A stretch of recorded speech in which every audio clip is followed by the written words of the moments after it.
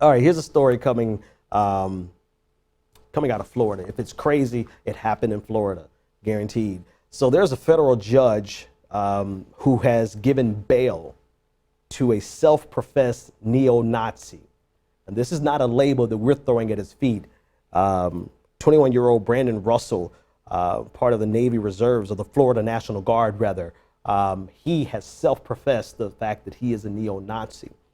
A few weeks ago, we did the story of Devin Authors, who was a white supremacist neo-Nazi himself. He converted to Islam, and because his roommates, two of his roommates, continued to attack his faith, he killed his roommates. Now, a part of Devin Authors being taken into custody was him turning in 21-year-old Brandon Russell, who you see on the screen behind us. This story does sound convoluted, and it does sound asinine, because it is ridiculous. And again, it happened in Florida, so it should make total sense. But so you have a white supremacist who converted to Islam, roommates with two neo-Nazis who attacked his faith. He kills them, gets arrested, turns in 21-year-old Brandon Russell, who you see on the screen behind me, who is a self-confessed, professed neo-Nazi who had bomb-making materials on his person in his apartment.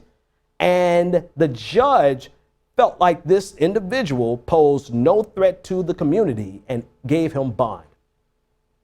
He was released on bail. So federal judge Thomas McCoon granted this bond and stated that there was no clear or convincing evidence that the defendant represents a threat to any person or community. This is according to the local Fox 13 Fox affiliate. When, according to police, they took him into custody, they discovered weapons, they discovered materials for making bombs in his garage, and he had a framed picture of Oklahoma City bomber Timothy McVeigh hanging on his dresser. The police reported they discovered Nazi paraphernalia, white supremacist literature, all of this on his computer. Yet the federal judge, Thomas McCoon, said that he does not think, he has not seen any convincing evidence that 21-year-old Brandon Russell posed a threat to any community. Now, this is not someone that they stumbled on. This is someone that a former roommate reported on. So they're getting not only evidence that they found at the scene, but they're getting word of mouth from a person who turned him in, saying that this guy is dangerous.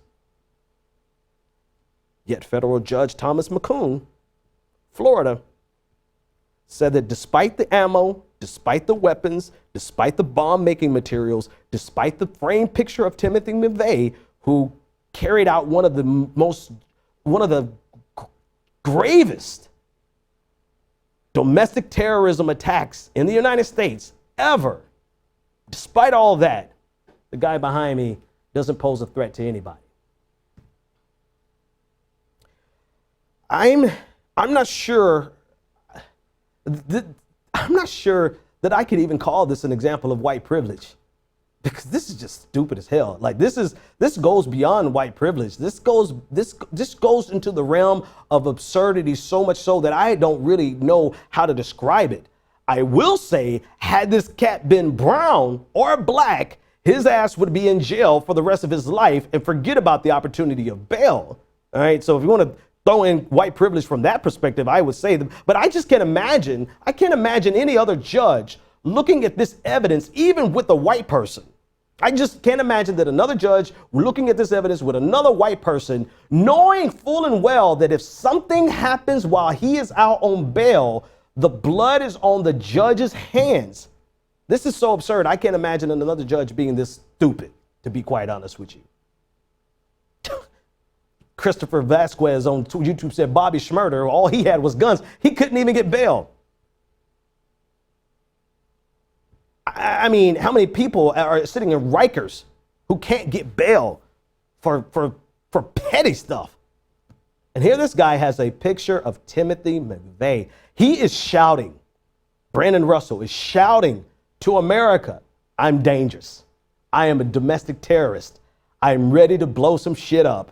He is announcing to the world that I am one of the most dangerous people in this entire community.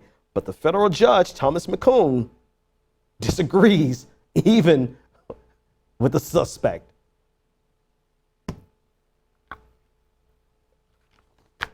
Let's just hope that this guy doesn't do anything while he's out on bail. Because this is an example of something that I don't want to be, and I told you so. I don't want to be right. I want all of us who are looking at this and saying this is so clearly absurd that this is just ridiculous and anything could happen. I don't want us to be able to say I told you so, because if this guy is the type of person that he is shouting to the world that he is, anyway, you know what happened. White terrorism, again, according to the hidden socialist, white terrorism is the elephant in the American room. And this is true. The hardest thing about white terrorism in the United States of America is the fact that we won't even recognize it, right? If it's an attack by a white person, we really kind of just gloss over it. I mean, the number of police officers killed by white terrorists in America is staggering. And had they been killed by anyone other than white people, or hell, if they were killed by white women, I'm pretty sure that there would be a vast stories just written up, you know, ad nauseum. All right. But we have conservative white men who are carrying out acts of terrorism in the United States, and we can't even recognize the existence of it. But now when we have someone arrested for it, the judge says he's not a threat to the community. He's just a young guy who's lost his way. And again, I don't want us to be right about this guy. I hope that while he is out on bail, that he just goes home and watches television until his trial.